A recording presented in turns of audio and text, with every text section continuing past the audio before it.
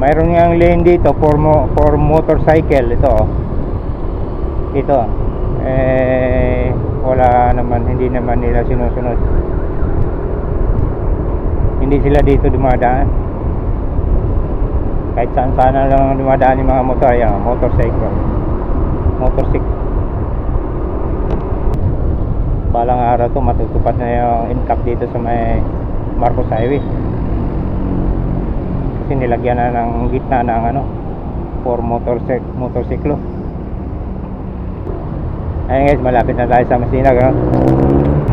Ito rin ang Masinag. Grabe din traffic down dito. Ayan ang SM Masinag. Ayan, SM Masinag. Ayan. Ayan, pagdating dun sa crossing, kakanan tayo guys, Pasumulong Highway. Guys, tanghali na ako Ayun, kakanan na tayo, Sumulong Highway. Tapos